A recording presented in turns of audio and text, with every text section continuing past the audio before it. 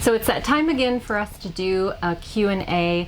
When we were actually looking at when we did our last Q&A, it's been probably about a year and a half ago. I think it's been longer than that. Yeah. It's time flies. We get a lot of new viewers and they ask these questions that we've answered in those Q&A videos, but they're old.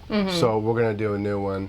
Some of this might be repetitive, but we got some great questions as well that are new to us. So we have to work a little bit to answer these. Yeah, we reached out on our social network platforms. So we reached out on Instagram and on Facebook, and then also just on our community page on YouTube. And these are the questions that you all asked. They were great questions. So yeah, we are looking forward to it. So the first area that we want to start with, because these are some of the questions that we get asked quite often, because there are a lot of new viewers out there, is just a little bit about who we are. I'm Carrie. This is Brian. That's an easy one with our channel name. I have 2 grown adult children. I have 3 grown adult daughters that are spread across the country. Yeah, and I have 3 grandchildren as well. So, and then a little bit about us. Oh, and we're 54. We're actually both the exact same age right now. So, and then also just a little bit about like what we did for work prior to leaving. Right. I worked for the city that we worked in, or that we lived in. Loved my job. It wasn't an easy job to quit. I was in the beer and wine sales business for a small distributorship back home as well. Again, I loved that job. I love the people I worked with. So it was kind of difficult to just go ahead and quit. Okay, so now as we are going through these questions, because we want to keep this a little bit as natural as possible, we are going to have to be looking down at the computer to read some of your questions as we've written them all out. So the first one is, do we have any tips on how we manage long haul flights, getting sleep, and adjusting to a time change? No. We don't. I think that we have learned some things that work for us over the years. I think it's easier going from west to east than it is coming back to the west side of the world. I do struggle a little bit staying up late. That's the key. You just stay up as late as you possibly can. Sometimes I drop off about 7:30 at night. But if you can stay up late and try and get back on schedule, that's the best way to go. Yeah, and I think that the one tip that I would give is to make sure that when you are arriving in a location, that you're arriving a little bit earlier in the day, and then stay up. Do not take a nap if at all possible, unless you arrive super early in the morning. Right. But say you arrive like at noon, stay up until a reasonable hour, even if you're dealing with like a 10-hour time difference. Stay up until maybe 8 o'clock is usually what we do. Take a cold shower. Yeah. And that is kind of the best thing we found to adjust that time over, because then you kind of get a really good night's sleep and then wake up in the morning, hopefully at a decent hour, and then start your day fresh. Okay, so now the next question. How do you plan your travels, especially when transitioning between countries?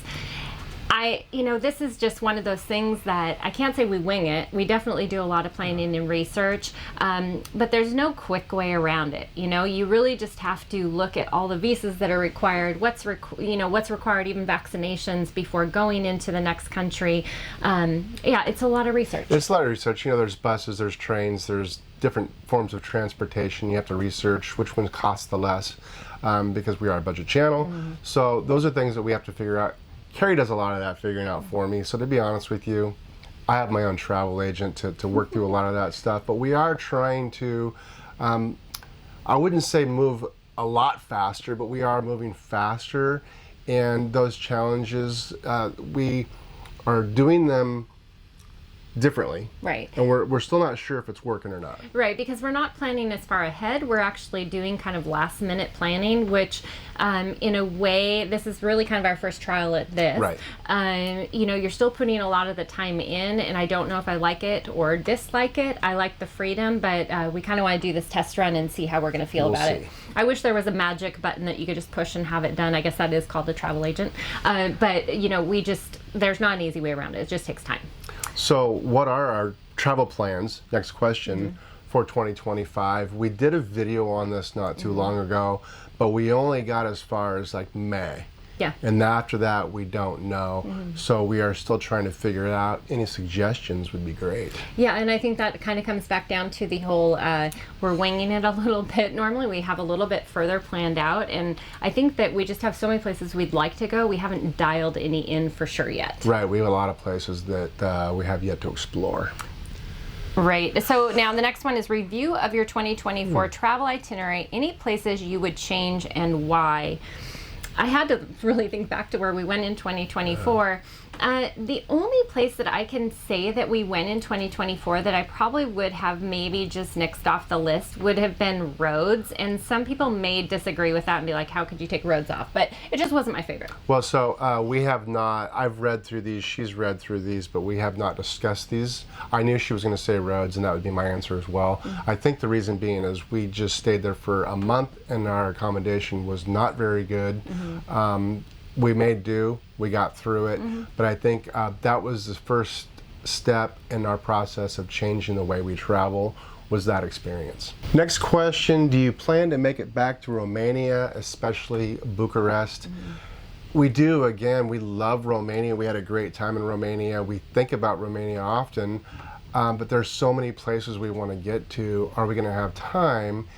And Romania is now in the Schengen, so it does limit us to, it was great to go to Romania to get out of that 90-day period, but now Romania is just that much more difficult. Yeah, I think that's the real challenge when we look back at places of the places we'd like to return to. There's still so many places on our list that we want to go see that we haven't seen yet, that it's hard to return to places before we go see those other places. Right. So I think there's a lot of those places on our list, but hopefully we'll make it back there.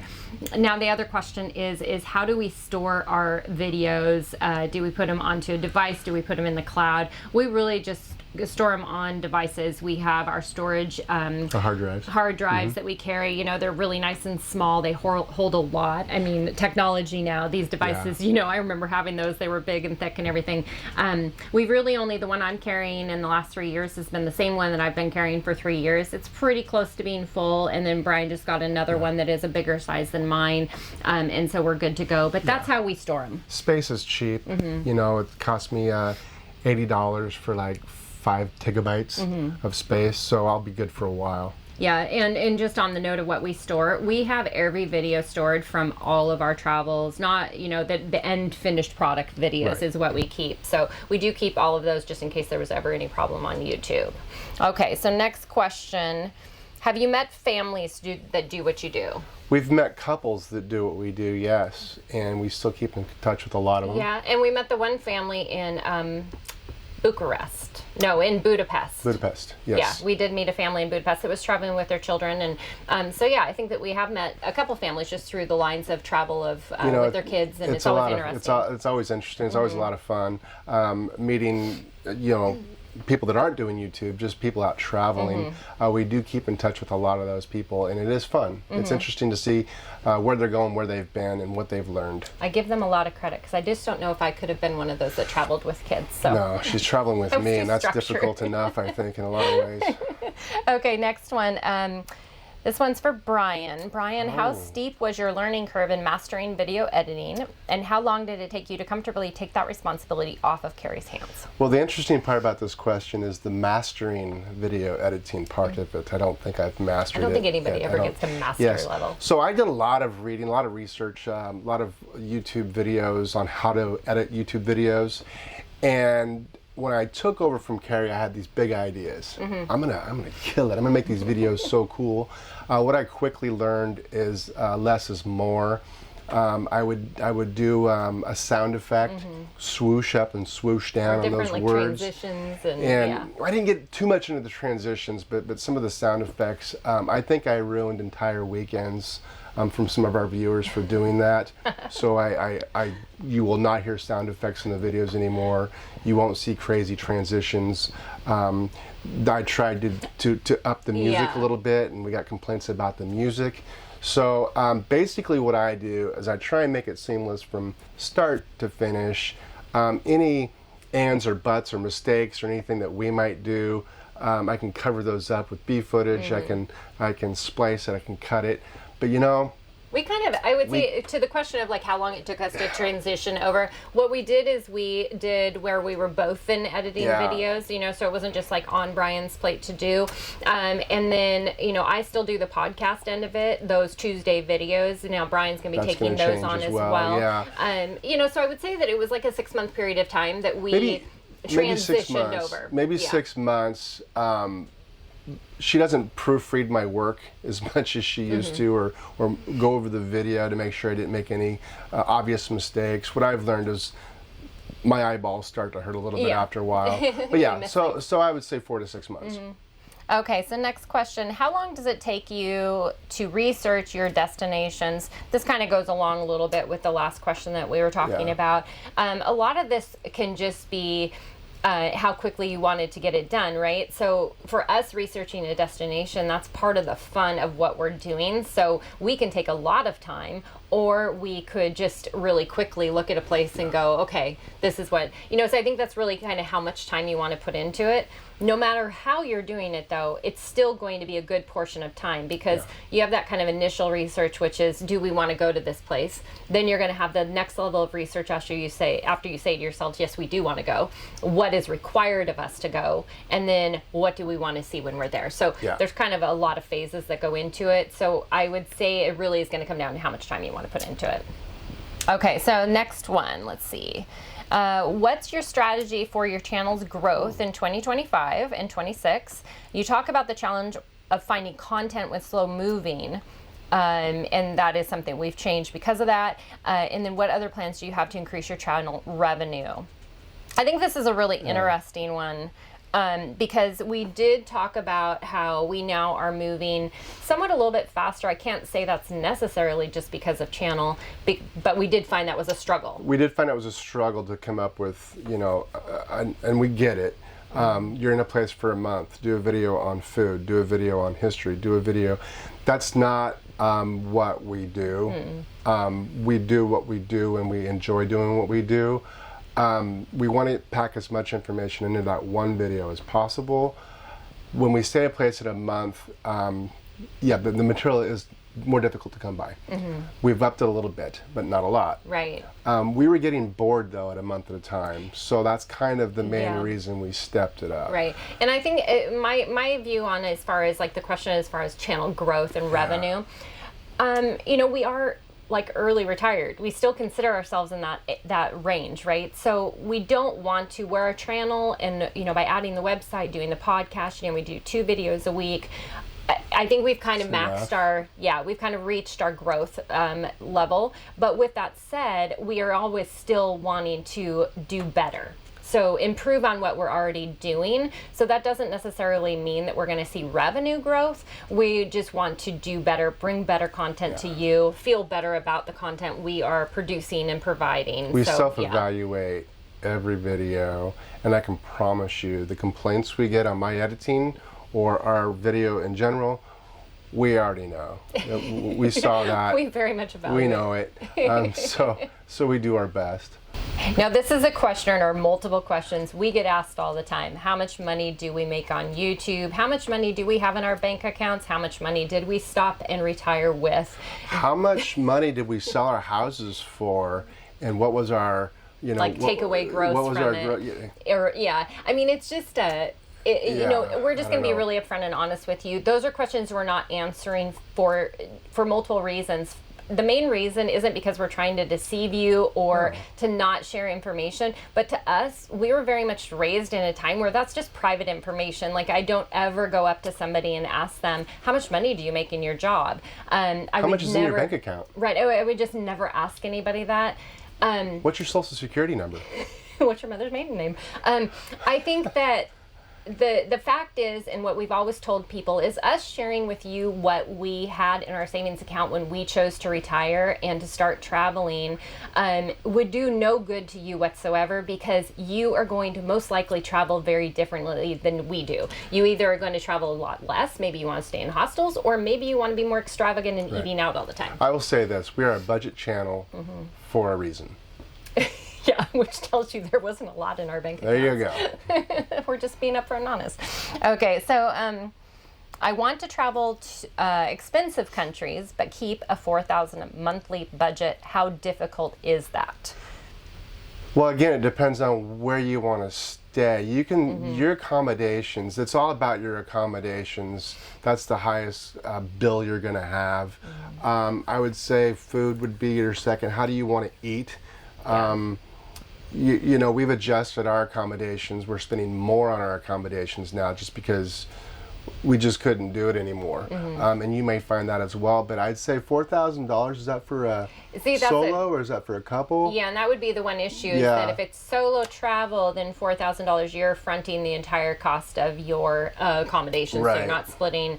I think it's completely doable, but one example to just kind of give you is we spent 5 days in Dublin, and I think our bill came to like $1,300 or $1,400 for 5 days.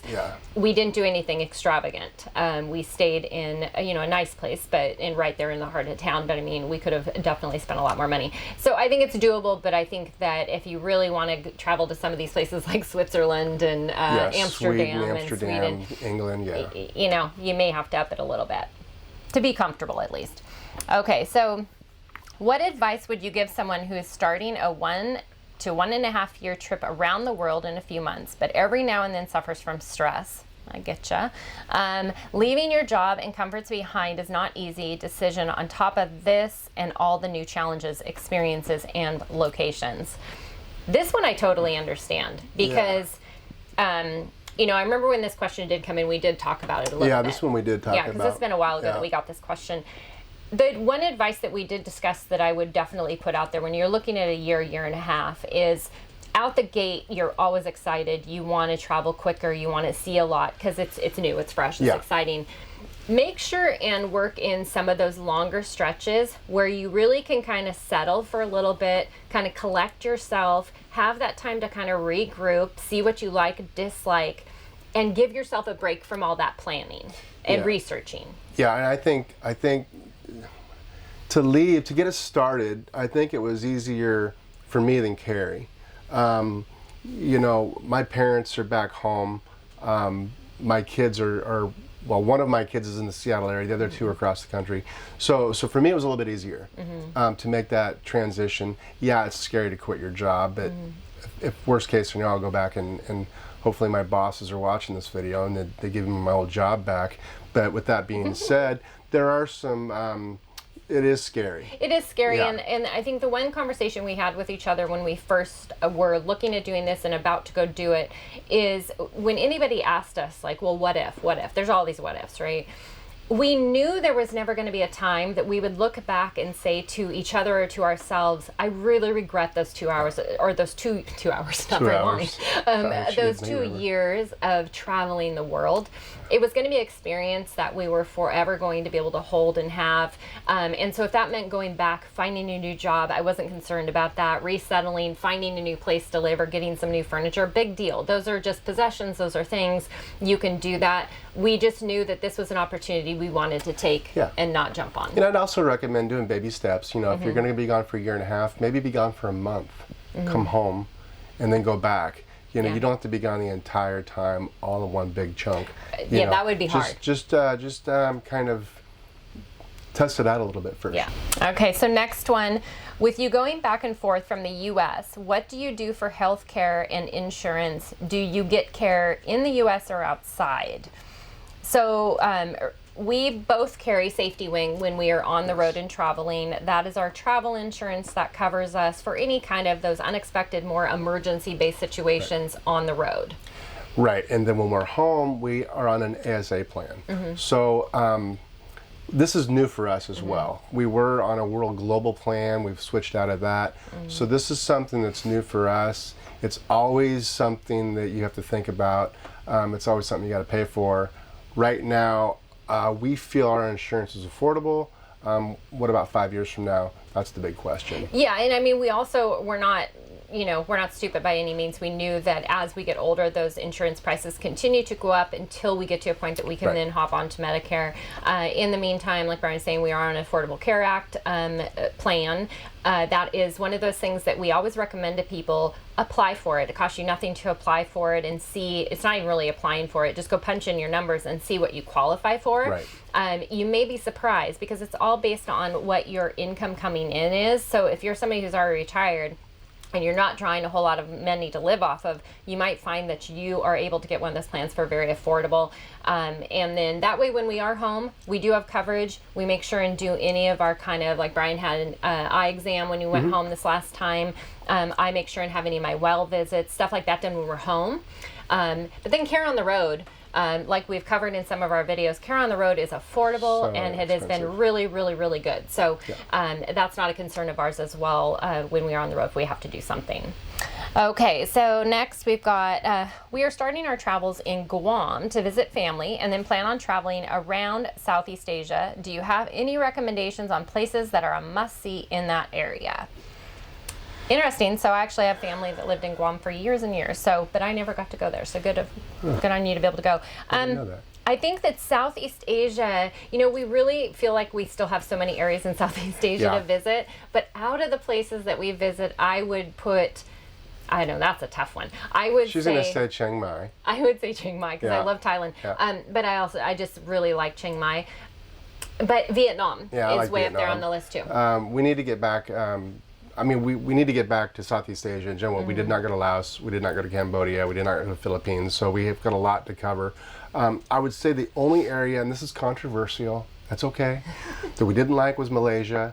People are going to think we're crazy, but maybe we are. We love Vietnam. So we want to get back to Vietnam. Was one place that was high on my list. Yeah, anyway. so I would say Thailand. This would be my vote, and you would say Vietnam would be the vote. So I think you can't go wrong with either one of those. Okay, next one. Questions to you each. Outside of a passport, money, phone, or a phone, pick one item that you wouldn't travel without and why. I read this and I was like trying to think of what else would I want beside that. And it seems so minor because so much of the stuff that you want as far as pictures, family stuff, all that is on your phone, right? So that's like a keepsake thing. The one thing that stood out for me that I wouldn't travel without is the speaker that you got a couple years ago, because we use that almost every single day. Yeah, that's kind of an interesting choice of things she could come up with. Out of everything she could have come up with, mine would be Carrie. Oh, that was super sweet. I wouldn't yeah, travel you're just trying to Carrie. earn points with the audience out there. Yeah. So I mean, it's a great question, but ultimately, as soon as you got your, I don't know, if you've got your passport and your phone, you're kind of good to go. Everything else you can replace. Honestly, that's just Except what I was each going other. to say. I can't replace Carrie, but you can buy anything anywhere in the world. Yeah. If you forget something or if you need something, you can get it. So, Carrie. Brian. It's too late. I have to recoup. It's too late. Okay, so let's see here. Are you worried about safety? This is one of those common questions we get all the time. We actually just the other day released a video on safety in Mexico. Yeah. There has not been one place that we've traveled to that we have had any overwhelming feelings whatsoever of being concerned about safety. This is one of those that you just have to be smart. You have to use common sense like you would anywhere else you are in the world. It's just like anywhere else. We're from the Seattle area. I don't care if you're from Seattle, St. Louis, Miami, Atlanta. It doesn't matter. There's going to be danger around every corner. Just be aware of where you're at and what you're doing. Don't stay out after night. Nothing ever good happens after midnight. You kids out there. Sometimes good things happen, but yeah, just go home. Carrie. Don't be in the dark alleys. Yeah. Okay. Pay attention. Yeah. So not knowing your YouTube revenue, have you guys upped your budget for lodging and travel? Yes. So this, yes,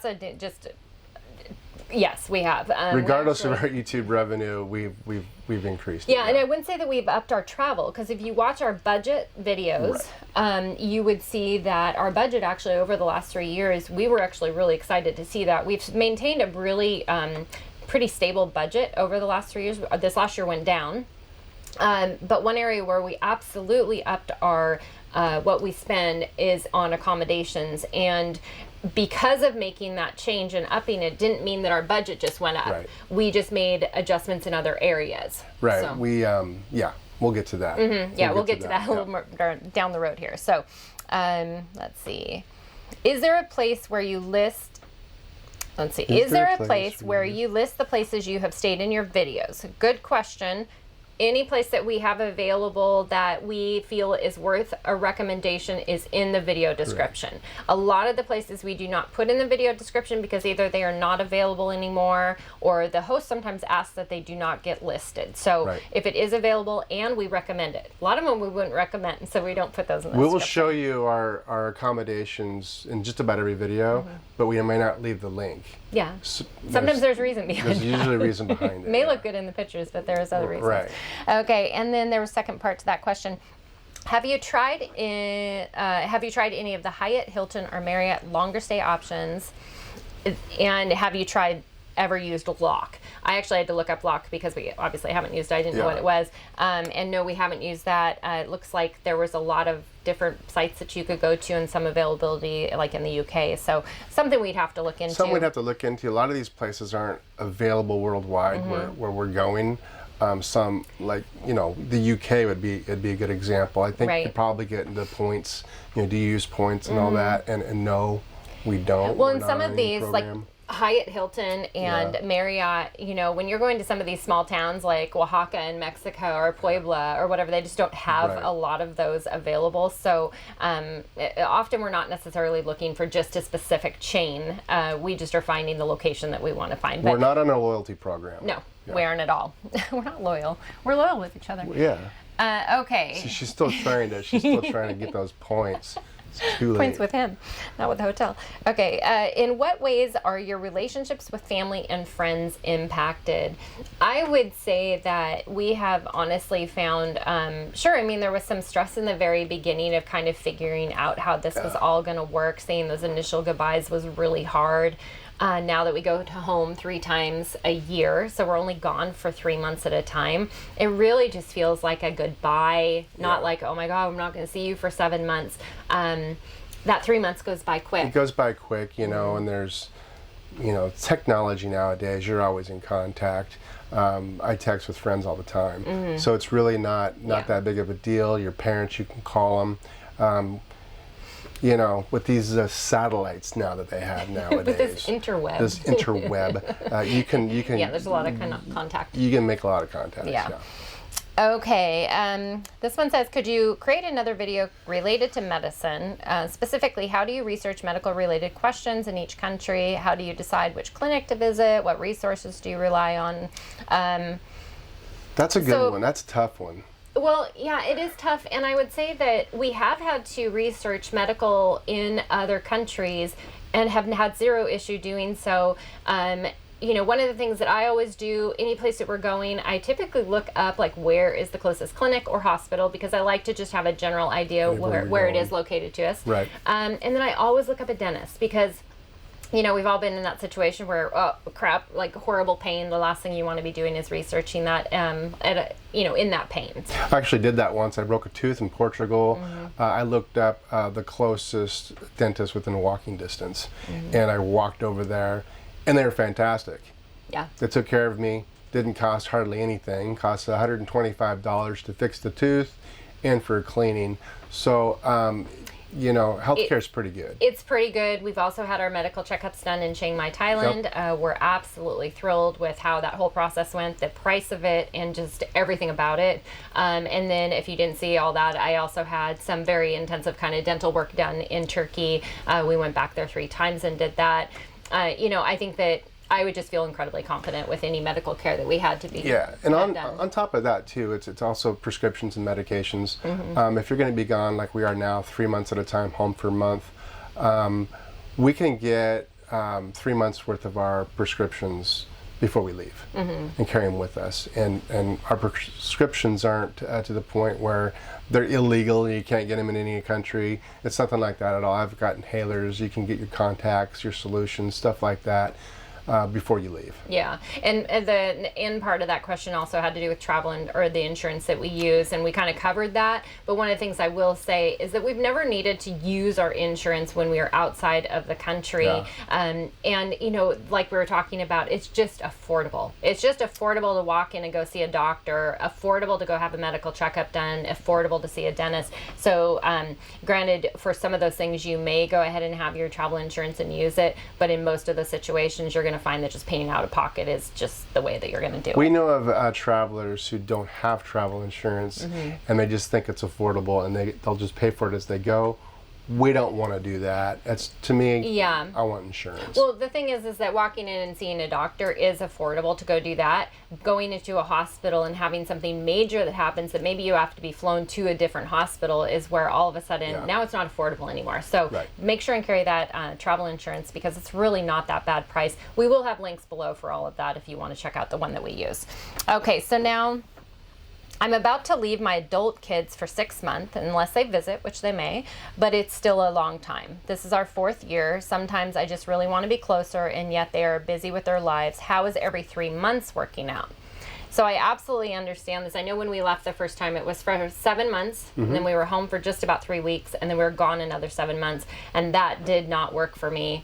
Then we were home like every 5 months, and then recently just changed over every 3 months. Now I don't think we'll go to any shorter than 3 months, but the 3 months, like we were just talking about, is super comfortable being able to say goodbye for that period of time. Right, and like I've already said, I've got a daughter in the Phoenix area.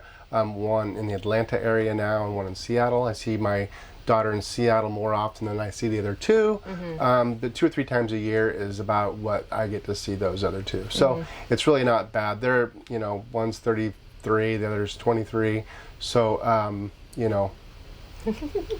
again, technology. Okay, so the next question is, I feel like I'm spending all my time planning the next thing that we're doing instead of exploring the city. How long does it take you to plan? We kind of touched on this again, but I really get this because when we are in a location, especially doing what we're doing now where we're not planning so far out, because a lot of the time, like for Mexico, we knew our whole plan. Right. And so we didn't have to go like, oh, okay, well, how many days do we want to spend in this next location? We already kind of knew. And so doing it the way we're doing now, it's kind of like, oh, so in the middle of your only week that you have in a location, we're having to spend time planning for the next. And it does feel like it's taking away from that. So I think the best way to do it, and what we find, even with just, say, the work that we do or whatever, set an amount of time so that you kind of have a controlled amount of time that you're going to spend that day. Say in the morning while you're having your coffee, I'm going to spend an hour and a half. I'm going to research the next location and maybe make some plans if I need to, and then I'm going to go. That way you don't feel like it's maybe monopolizing an entire day, because it's very easy for that to just get away from you, and all of a sudden I'm like, it's 2 o'clock and we've spent all of that We do time. that with our work too, even video editing. I'm going to give myself a certain amount of time, and then I'm going to put it away, because I can go 10, 12 hours, not all at once, but editing a video. I could tweak this, I could tweak that. It's not going to make any difference in the video itself, so why are you wasting time on it? Apply that in other areas as well. So just like a job, give yourself an end time to that, and I think you'll find that that's going to help you a lot. Okay, are you coming back to Europe in 2025? That's up to Brian's daughter. She's supposedly getting married in Greece at the end of the year. So. Yeah, if she gets married in Greece, then for sure we are. But otherwise, we're kind of talking about Southeast Asia. We've got a lot of ideas. We haven't nailed it down yet. Maybe we're all over the board right now. Portugal tour. Yeah. But that would be combined if we already go back. Yeah, we really don't know. So there's a high possibility we might be. Do you have any ideas? We'd like to hear them. Okay, and so are you still using trusted house sitters? What do we do what you do? About 1/3 of our stays are through pet sitting, and we love it. Yes, we 100% are still using trusted house sitters. We absolutely love house sitting. It has been, when we talked earlier about how we would be touching later on this subject, how we save money. So even though we upped our accommodation budget, we don't spend any more on accommodations through the year, and that is because that other time is made up with house sitting. So when we're home, like we said, now we go home 3 times a year. So all that time that we're home, except for the little bit with family, we are house sitting. Yes, and we do plan on doing house sitting while on the road as well.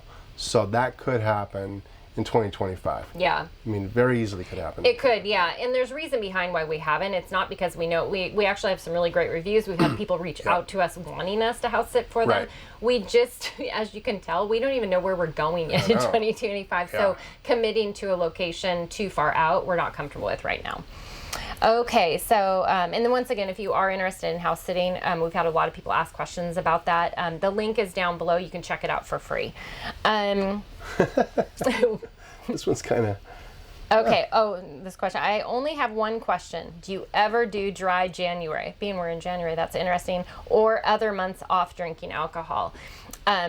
when I read this one, this was really funny because currently we are on a cruise ship, and we did get the drink got package, the drink and package. it's January. Yeah. So no, we didn't do dry No, January. not this January, no. Yeah, I wouldn't say that we've ever done dry January, but we have had dry periods. Yeah, we've done long dry periods before. Yeah, we don't really say on this date we're going to do this much. I usually look at my waistline and figure, okay, Yeah. I'm done for the next 6 weeks or whatever. So yeah. I think a lot of people see us, you'll see us drink beers in our videos, or we'll talk about beer in the video. That doesn't mean we're drinking like constantly or having beers every single day or whatever. I mean, we do stop. That is a pastime for us, and something we enjoy is hopping in and grabbing a beer, So I wouldn't say that we have, we do have dry stretches, but yeah, like Brian said, we don't have a set amount of time that we say that we're not going to drink from. So, would love to know how y'all handle your phone service. I love when people say y'all. Y'all. That sounds so Love weird it. for me to say. Yeah. Love it. For I'm other gonna people, it's start just doing normal. it. Yeah. Okay, so phone service, this is a top question that we get, and very understandably We got to figure it so. out now. We do have to figure it out. We use Google Voice. Would highly recommend anybody to use Google Voice. I just recently actually told my sister-in-law about it, to put my nephew on it at home, because it just makes sense. It's free. As long as they have Wi-Fi, they don't even have to be over data. So the way that we handle it is we have Google Voice, and then we have an eSIM that we use now for our phones. And we are just covered wherever. It's a worldwide eSIM. Yeah. And you're going to ask, well, what about your number? Do you get to keep your number? Yes, you get to keep your number by using Google Voice. Yeah, and you just port your number with them. So easy to do. If there was a little bit of like hiccups in the very beginning that you kind of just have to get through, and then you're going to get it figured out, and then it's good to go. And like Brian was mentioning about the eSIM that we use, we used to just get the month one, and then we would have to, each location we went to, we were buying a different one. This last time we went with the global plan, and we did the 360-day one. And so I think we got 20 gigabytes. 20 gigabytes, yeah. It was $60. It's good for 360 days. And it was so great because we had coverage in the United States, we had coverage in Canada, and then we had coverage in, I think, in Mexico, and then we had coverage in Argentina, and then we had coverage when we were in Chile, when we were just on the ship too. Right. And this coverage just starts automatically. As soon as you land, the plane lands, you have coverage. You don't have to push any buttons or anything. It's We just didn't there. have to, well, and we didn't have to change out to a different eSIM, which isn't terribly complicated, but this was so easy. It was easy. That's the way we're going to go. It was easy. So once again, that information is down below, and we do have a link that actually will give you 15% off if you do want to try it. So off that $60, you do get 15% off as well. Okay, so let's see. Any plans to go to British Columbia, Vancouver Island? Across the border. We're from Bellingham, Washington, so we've been there many times, and it's a beautiful part of the Absolutely world. beautiful. Yeah, possibly. Yeah, we've had some yeah. opportunities for house sitting up there, so I think that might be an area at some point Yeah. that we do venture. But I think it's still a ways down the road, once again, because we have so many other places. We got so many places to go, but I do love a good road trip. We could do Victoria, hit Vancouver on our way to Granville Whistler, Island. cross over through Hope on our way to Banff. Yeah. Maybe hit Calgary. We do have a road trip in mind Yeah. that we would very much like to do. So that has been another area that we've kind of been talking about as well. So, because I think that's just one of those things that in retirement you want to do is. Yeah, it'd be fun. If anybody has a Sprinter van they want to loan us for a few months, that'd be cool. That'd be great. We'll house sit your Sprinter van for Yeah, you. here you go. Okay, let's see. That one's. How do you get enough drinking water with geez. traveling? Well, I mean, Carrie drinks like a fish, first of all. I drink a lot of water just because I know it's good for me, so I make myself drink a lot of water. With our bottles that we use, our water bottles, they have been great because we just don't have to think about it. We don't have to worry about getting to the store and getting bottled water. We can just use the tap water wherever we're at. We know it's good for us, and we're able to drink it without any problems. Brian has to think about it a lot. And I have to be reminded. Brian, did you drink your water? I do not remind him, but he all of a sudden he'll go, oh, today I was going to drink a lot of water. I didn't drink any water. And I was going to do those planks today too, and I forgot to do those as well. So here's what we're going to do. We've answered almost 30 questions already. We've got a bunch more.